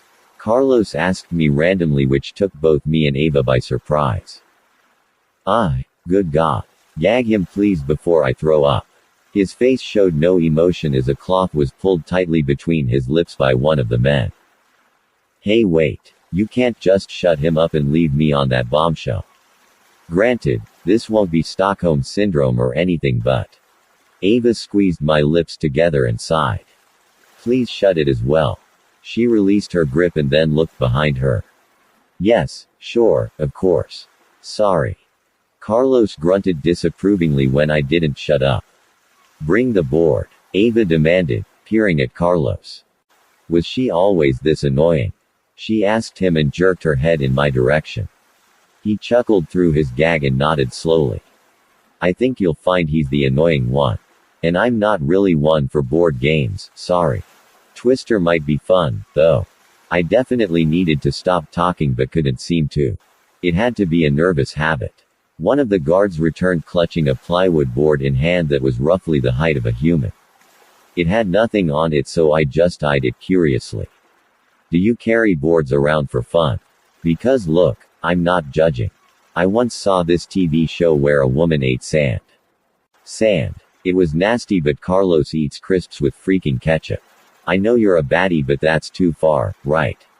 I was chatting complete shit at this point and was cringing with every word that came out of my gob. Everyone around ignored me except for Carlos, who was just staring at me in disbelief.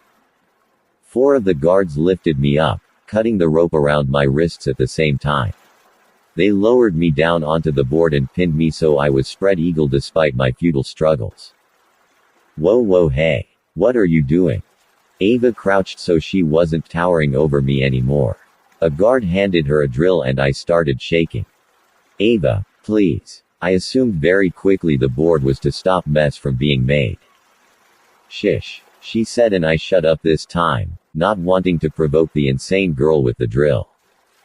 Another guard pressed some corrugated metallic bands that had holes in over my ankles and wrists. I tried to move from them but it wasn't happening in a million years. Please. I begged but Ava just put a finger to my lips. Quiet, I need to concentrate. I had no clue what she needed to concentrate on but I stared at wherever the drill moved to, screwing my face up whenever it hovered dangerously close to my body. I held back tears as best I could when I saw a set of screws in her hand. I must have missed where she got those from. She positioned them over some of the holes in the bands closest to my limbs and drilled them carefully into the board. I tried to sit up but I was pushed straight back down. I was grateful for not being hurt, but being literally screwed down to a board was a terrifying prospect. She worked quickly and secured all 4 strips before draping a larger one across my chest and fixing that in the board too. The guards all let go of me, but if I hadn't seen that, I wouldn't have known the difference. I couldn't move an inch in my 4 limbs. Now, for the finishing touch. She lay another band across my mouth, in between my lips, and I winced at the sharp metal cutting into my skin. I call it the smiler. She added nonchalantly, drilling it down and making my head bang from how close the drill was to my ears. You're probably wondering why it's called that, right? I mean, I did, yeah. Though I wasn't sure I actually wanted to know for fear of it being horrendous. Spoiler, it was. She leaned down and pushed my lips around the band so the corners of my mouth instantly bled. I grimaced and begged her with my eyes to stop it. She was fucking insane. I'd rather Carlos throw me in the boot any day than this, and that's saying something. People are so much more attractive when they smile, she said in a dreamy way, probably imagining slaughtering people as she did. She pushed my cheeks up to force a smile before speaking. Therefore, you will not get cut if you show your pearly whites. But if you try to talk or stop smiling. She feigned a sad face, letting go to use her fingers to pretend to cry. Why? I said with difficulty, instantly feeling a sharp sting coming from my face as the band dug in deeper. The warm metallic taste of blood filled my mouth straight away, so I forced a smile again, as much as I hated the ache it caused. It was the lesser of two evils. Oh, you brave little minx. I strongly suggest you don't say anything more unless you've had your tetanus shot. She smirked in a sadistic way, enjoying every second of my discomfort.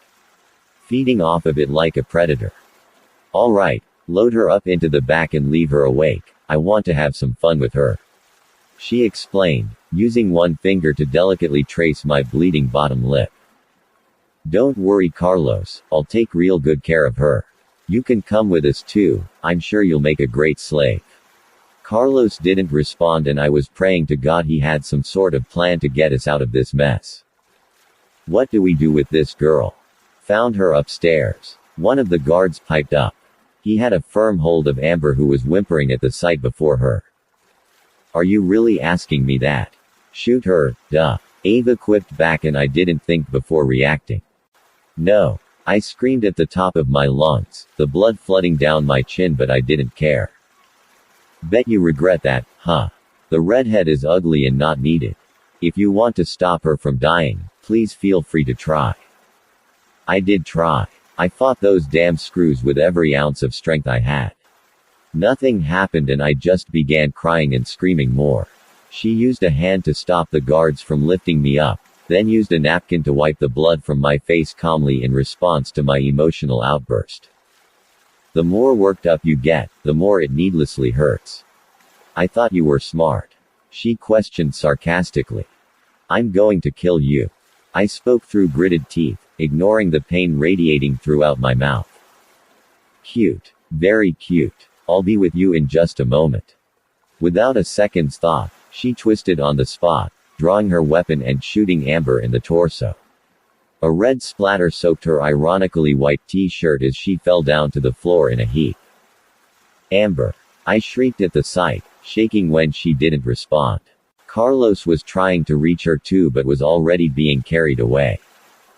You know, I always thought guns weren't cool, but now I can't get enough of them. She looked down at me as I was drowning in tears. You'll get over it. After the men had worked quickly, I found I was in quite a precarious position. The rumbling of the van traveled into my ears as we set off into the unknown. I couldn't see a thing as I was laid flat on the ground in the back with a very excited-looking Ava laying next to me. She supported her head with her hand and stared longingly into my eyes. My mind was racing, replaying Amber being shot again and again until I couldn't bear thinking about it anymore. The whole image made my blood run cold, and looking into the eyes of the person responsible only fueled me with pure hatred. I could just about crane my neck to see a small window etched in a metallic wall to separate the driver from the back. I can't even tell you how it felt to see you in the dungeon all helpless. It was the hardest thing in the world not to take you right there and then. I should get an Oscar for my performance. I didn't say a word but finally grunted in pain from the stinging cuts. Oh, do you have something to say to me? She teased, fanning my hair out on the board. I wanted to ignore her, but in the end, I couldn't bring myself to. Yeg, I do. I replied with difficulty, blocking out the pain for the most part. I will never ever like you because of what you did to Amber. And if I wasn't screwed down, I'd kill you. To tell the truth, I was completely exhausted from the past few days and fighting in general. My body was begging for rest, but there was no chance I was sleeping in front of little Miss Psycho. What are you going to do to Carlos? I asked to change the subject and she raised an eyebrow. Oh, I don't know. Maybe string him up like a piñata. Use him as a slave. Take his organs. The list of possibilities really are endless and I don't like to limit myself. Perhaps I'll do all of the above. I looked away from her evil eyes with a sigh, praying he'd be okay. No one deserved what she'd just said unless it was her it happened to. Why? You got a soft spot for him? She asked as though we were best friends and I simply refused to answer. Suddenly, she grabbed me roughly by the jaw and I let an ear-shattering scream come out of my mouth. I asked you a question. This time, I shook my head quickly. How much do I have to pay for you to kill me? I muttered after recovering. My tone was serious. I hadn't given up, but the pain was beginning to get unbearable. She produced a small screwdriver from an inside jacket pocket and unscrewed the band over my mouth, letting one side hang loose. She used a napkin to clean my bloody mouth up before tracing my stinging lips again. Nothing. You're no use to anyone dead. Her hands migrated to my body as she ran them all over my shaking form. Are you scared of me or something? She chuckled and I shook my head abruptly. No, I'm not scared of anything anymore. That was a total fucking lie, but I considered myself to be a decent liar now. Ah. She clapped her hands in front of my face loudly and laughed as I jumped to try and recoil. Lure. She toyed playfully. I couldn't believe how insane everything had become. I peered down at the bands keeping my body stuck to the board, looking for any sign of weakness.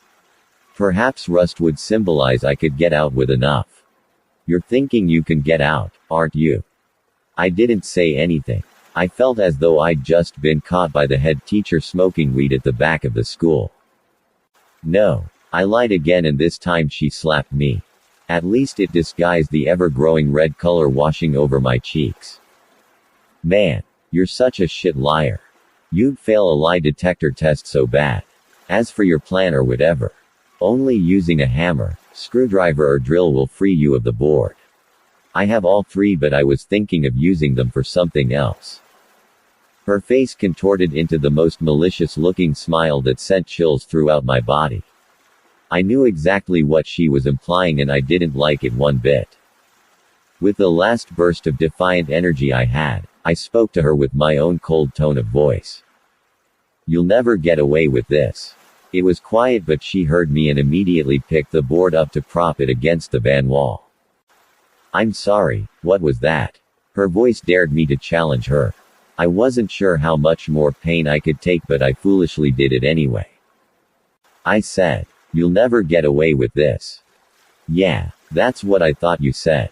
She brought the hammer up from the ground and smashed it uncomfortably close to my fingers. It made a slight hole from the impact and I just stared at her in terror. You see, I've already gotten away with this. I'm a genius, my dear. I really like your hope though, because it will be ever so satisfying to drain every last drop of it from you. I fooled you once, did I not? Who's to say I won't fool you again? She smirked and brought the hammer down onto my thumb, sending me into immense pain. I screamed and she just giggled as I did. She placed the board back down on the floor and towered over me. There's nothing you can do or anyone who can stop me now. You are ours and we shall do with you as we please. Carlos can't save you and... She stopped continuing when the van slowed down all of a sudden. Hey, what the fuck is the holdup? She yelled in the direction of the driver's cabin. Sorry Miss Ava, we can't seem to... Bang. Asterisk. Everything turned into slow motion for me. The loud noise reverberated through my eardrums in a traumatic manner. I could see glass shattering from in front and behind. The van screeched as something had made impact with it. The front crumpled up like an abandoned Coke can with the driver caught in between.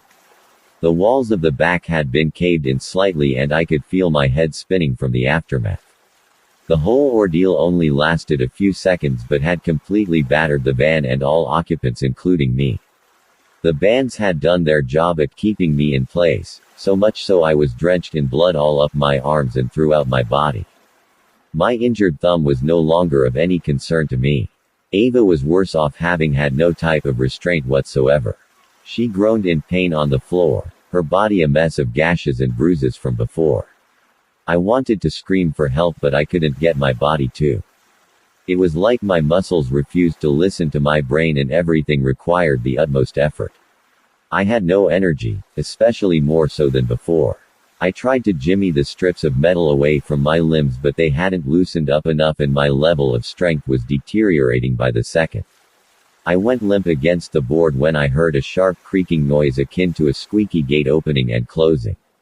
With difficulty, the back doors were forced open, and almost immediately after, a small metallic canister was deposited through the space.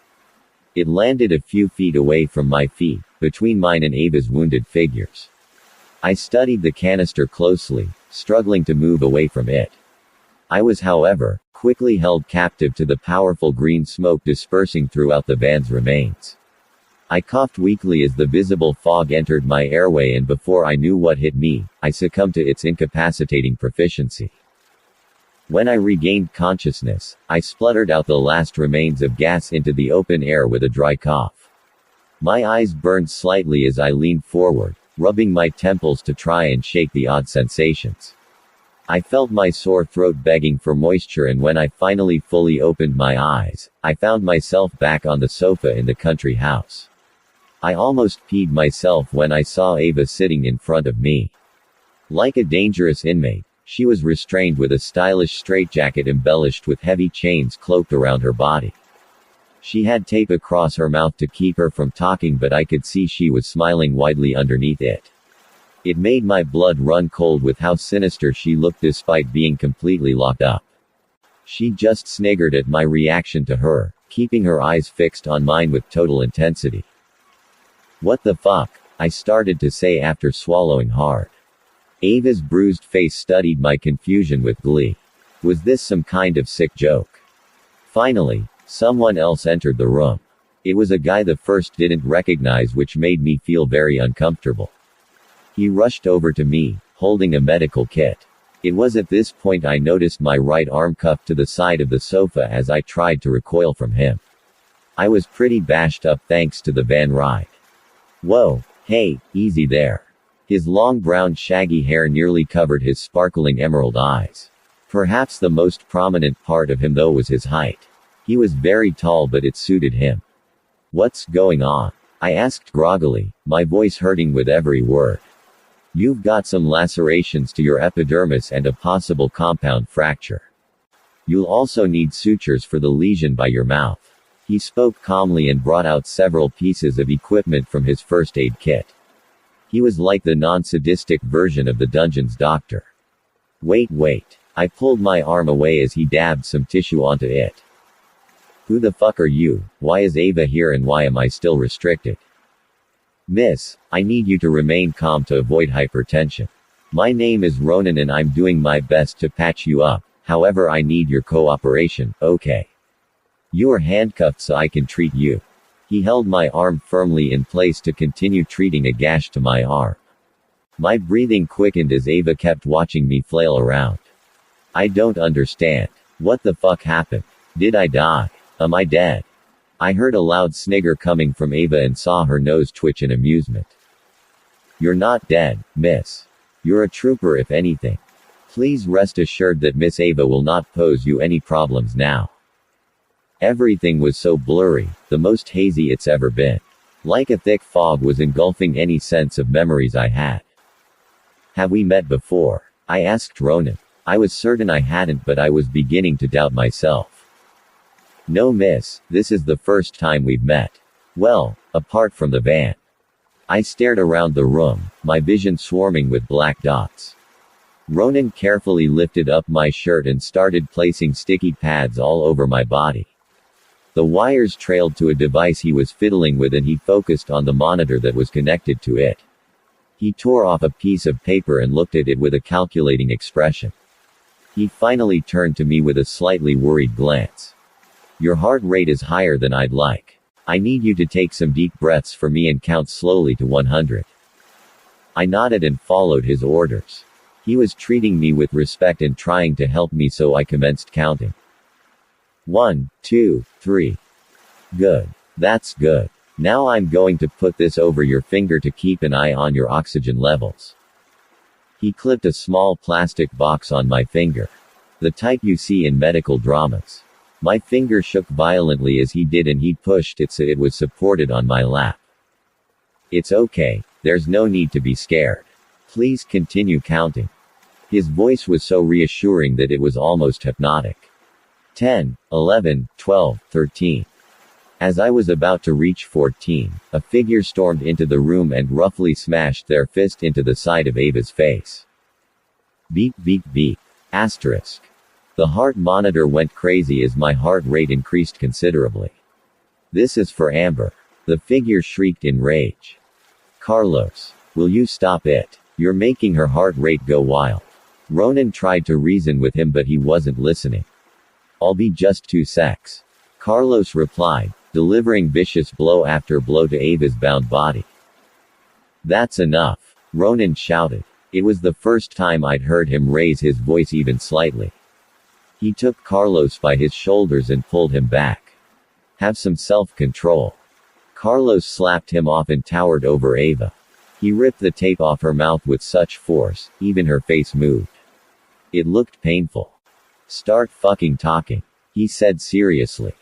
She fidgeted to sit up a tad straighter with a bit of difficulty. Oh Carlos, to what do I owe the pleasure? The tables sure have turned, haven't they? Beating up the hostage is rather amateur hour though, is it not? Do I not even get the privilege of waterboarding? Oh, and your girl there keeps checking me out. Do tell her I say hi. She was the epitome of smug. Every single thing about her was more than punchable right now. I wasn't fucking checking you out. I yelled in her direction, to which she just chuckled at. Ronan continued to apply dressings to my many wounds and tried to calm me with his voice again. She's just trying to wind you up, please ignore her. Okay. I replied with a smile. He really did have a calming influence. How's your mouth, babe? She asked, and I immediately lunged for her, only to be pulled back by the handcuffs. Carlos, keep her quiet please. My patient is getting agitated. Ronan gently sat me back on the sofa, propping my feet up on a stall to provide more comfort. It's funny, isn't it Carlos? How one small thing can set you off. Say, how is Amber? Is she crumpled up in a grave yet? You shut your fucking mouth. Carlos roared, and I was suddenly reminded of Amber. Amber. How is she? I cried out. Ronan placed a hand on my shoulder. She's fine, is all he said, and I was about to respond when Ava interrupted. Oh please. Why lie to the poor girl? How is Amber, my dear minx? She's dead. Remember? I shot her, and that blood spilling from her body was a sight to behold. She shivered slightly at the thought of it. Actually, you piece of shit, I'm right here. Amber's voice hit my ears, and I shot my head over to look at her supporting her injured body with a set of crutches. That's impossible. I shot you. Ava objected in shock. It's totally possible when you're a rotten shot. Twat. She shot back. Actually, Ronan interjected. The bullet miraculously did not sever her descending aorta or spinal cord. It landed below her ribcage, meaning a quick surgery could easily remove it after she was rushed to hospital. Still, she got lucky that you haphazardly aimed. As he spoke to Ava, Amber went into the kitchen and started making herself something to eat, but not before smacking Ava on the back of her head with the crutch. She nearly lost her balance while doing so, but it was worth it. Amber. I told you I'd come and bring you up some food. Please, you need to rest. Ronan was definitely the mum of the group. Possibly the nerd too. Amber tried to make herself something but failed every time. She was far too weak and definitely needed some rest, like Ronan had said. No, Ronan, I'm good. I want to see this. She came hopping back around, setting her tender body onto one of the armchairs to face Ava as though she was some kind of cinema screen. Shame I don't have popcorn. she retorted to further make a point. Rest assured, I'll murder you when I'm free of these pesky chains. That goes for all of you actually, except you baby. She winked at me and I felt beyond sick. Too bad you won't ever be out of those chains then. Carlos punched her again in the face and she bounced her head back with a grin. So, what is this all about, Why didn't you just kill me, Carlos? You can't, can you? No, I think. This has something to do with minks over there, am I right? Of course I am. You're partly right. Carlos shrugged nonchalantly in his usual way before nodding to Ronan. Ronan quickly stood up and walked behind Ava, standing there. Is it ready? Carlos asked Amber and she nodded, tossing over a small black phone into his hand shortly after. Ava never stopped smiling but now a look of confusion washed over her face. You going to electrocute me or something? If you do that, be sure to add some weight. She got cut off by Ronan's hand that now sported a glove so she couldn't bite down on it. She simply chuckled and stared at me again. Carlos lifted the phone to his ear and spoke with an incredibly deep voice. Good afternoon, I trust you are well. I have Ava here in my extremely capable hands. Tell me why you want my captive and I won't hurt her until she can't cry anymore. Ava raised an eyebrow at that but her eyes widened when she heard who was on the other end of the phone. You won't get anything out of me, I'm calling your bluff anyway, Carlos. Unless you give me my property back, I will personally make you watch as I slit the throats of your group. He nodded his head and Ronan released his hand from her mouth. Mum. Ava immediately called out. Mum, I'm at the. Ronan deftly placed his hand back before she could release any crucial information. See. She's here all cozy and whatnot. So I suggest if you ever want to see her again, you tell me why you're so interested in my package. She's your mum. I questioned out loud, not being able to keep up. Ah, there she is. Let me talk to my possession. The keeper demanded but Carlos smirked in return. I don't think so. You give me information or you'll never see either of them again. His threat lingered in the air for a moment before her voice broke the silence. A few days had passed since Carlos made the phone call but since I was still cuffed to the sofa opposite Ava, it would be hard to tell. Carlos had taken the call into a different room so I had not the foggiest as to what was going on. Meanwhile, Ronan had the pleasure of cleaning Ava up since they never let her have any freedom and I had made a pretty speedy recovery. My cuts had been cleaned and appropriately bandaged. I fortunately didn't have a fracture in the end, just some internal bruising. The only thing that remained untreated were the cuts across my mouth and I was dreading when they'd be next on Ronan's agenda with how tender they were. Stop staring at me. I scoffed at Ava. She made me feel uncomfortable and I have no idea why I had to be seated here, of all places.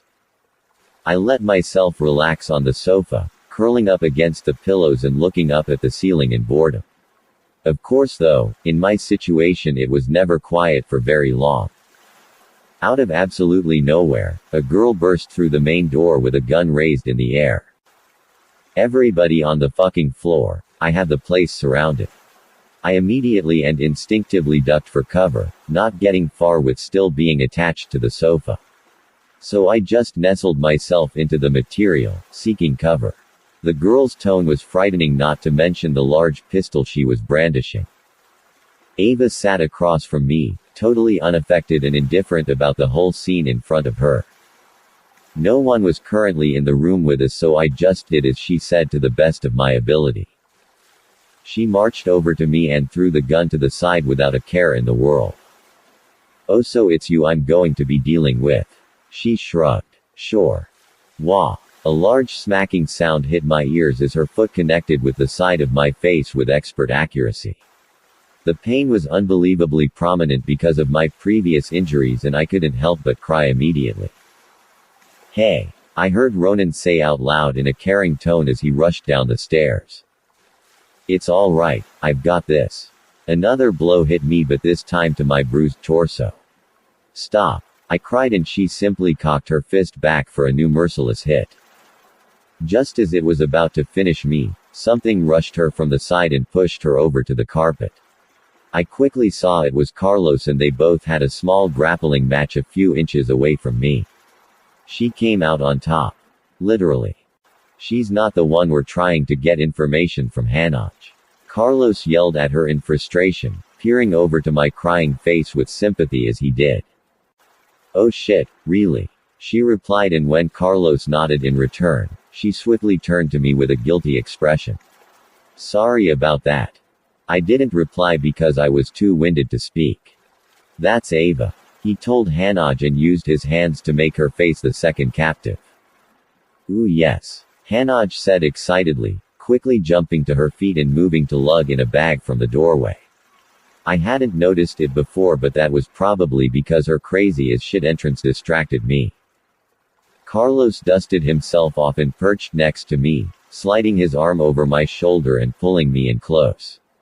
Meanwhile, Ronan had positioned himself and was looking at my bloodied face. I'm so sorry that happened. It was a complete mistake, I promise. I ignored Carlos and used my one hand to tend to my sore skin. Is it bad? I asked Ronan and he shook his head reassuringly. No. Just reopened some old wounds. I'm going to need to stitch your mouth sooner than later though, I don't want to see you get a nasty infection. I shook my head nervously. That's okay, I can just wash it. It will sting but. He placed a hand on my shoulder. I'm sorry but that's not how it works. I can do them later as I still have to tend to Amber. Whatever you do, don't get any salt in them. It would only agitate the opening. I'll be back later, please relax, you are in safe hands. He gave me a warm smile before hastily running back upstairs to Amber's room. After that, Hanaj finally decided to start and swiped the tape from Ava's face and studied her with delight. Carlos wants some information and I'm going to get it from you. We can skip the theatrics or I can drag them out. What's it going to be, sweetie? Ava started chuckling to herself quietly, then addressed Carlos. You're getting her to do your dirty work for you. Because you're too much of a coward. I figured you couldn't do it. She's about as intimidating as a wet flannel. Hanaj narrowed her eyes and placed her hands on her hips. I haven't even started yet. Want to speak up or shall we begin? Carlos, I said in a whiny tone, not liking what Hanaj was implying at all. Relax, Minx. I'm a masochistic. Ava stated without giving a single shit. And a sadist, he added as an afterthought. Let's see. Hanaj laid out an assortment of different looking tools onto the coffee table with nothing but a casual attitude. Yawn. How cliché. Well, I guess I don't need my nails, teeth or. She placed a pair of headphones down as well and Ava looked at her with pure amusement. Really? Is your playlist that bad? Hanaj didn't say anything as she pondered over what to choose. You see, any shot I throw at you. She walloped Ava in the head and body several times before stopping. Ava was the spawn of the devil, but I wasn't sure she deserved Hanaj's brutal punches. You can take it. That's no fun for me. I want to see you suffer. You don't realize what you did when you tried to kill one of my best friends. And waterboarded my cousin. That makes me angry. Wait, what? Why can't anyone tell me the goddamn truth around here? Hanaj's blue-striped hair tied in a bun was really the biggest difference that made them seem far from related. That and how she was rather small but not as much as me. I moved away from Carlos in a sulk and he sighed heavily. It's not important. She's here to help us, that's the point. If I can find out why the Keeper is after you, you'll be a lot safer. I'll be able to predict their movements more easily. I'm protecting you. Remember. I don't think you understand how much of a mess this is now and I'm tangled up in it. This is the most difficult delivery I've ever had. But don't you worry your pretty little head, Fuck off. I snapped back quickly, which made Ava giggle loudly. Yeah, you go, Minx. No more secrets, right, Carlos? Can you promise her that, Go ahead. Tell her everything. Right from the very start. She was hinting towards something big, but as usual, I couldn't put my finger on it at all. Because, to tell you the truth. Shut her up now. Carlos boomed, and I'm pretty sure every single person in the house could hear him. Without a second's thought, Hanaj threw her fist forward with such force, it instantly knocked Ava out before she could continue. Her head rolled to the side and she drooled slightly in her unconscious state. That's it. Tell me what the hell is going on right now. No more lies, I demanded, now at the end of my tether. I can't tell you, Carlos replied with a serious tone of voice as Hanaj gagged Ava again. Well, until you do, I'm not doing anything you say, I announced. Hanaj turned around at that and furrowed her eyebrows. Do you want me to torture her too, or? No, Carlos shouted out, completely exasperated now. She's the captive, he stated, pointing at Ava. So who's this? Or is this? Oh. A sudden look of realization crossed Hanaj's face and she grinned. Pleasure to meet you. My utmost apologies for the mix-up. She offered a hand, but I eyed her like she was a fucking alien. I mean it, Carlos. I'm not doing anything until you tell me what the fuck is going on. No more secrets. I would have crossed my arms if I could. Do you trust me? He asked out of the blue. Was he serious? No, I shot back with a deadpan tone. You need to trust me. I'm the reason you won't be getting molded by Ava's mom. You're the reason I'm here, I screamed, and he winced at how loud I was. He stood up suddenly and leaned over to unlock my cuff. I rubbed my indented wrist and he read my mind almost immediately. Ronan, he yelled after grabbing my wrist tightly. As though he were a trained dog, Ronan made his way to Carlos as fast as he could. What is it? I'm taking this one to drop. Make sure Hanaj doesn't kill Ava. Ronan's mouth fell open and he started paling. That's the worst idea in the history of worst ideas. You can't do that, Carlos. She needs to learn to trust me. Carlos defended his decision and dragged me closer to the door.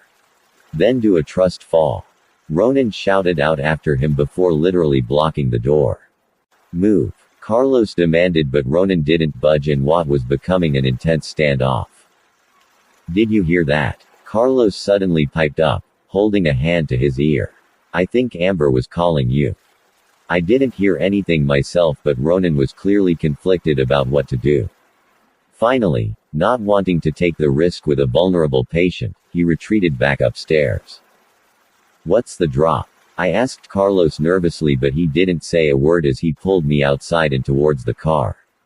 I should have kept my mouth shut.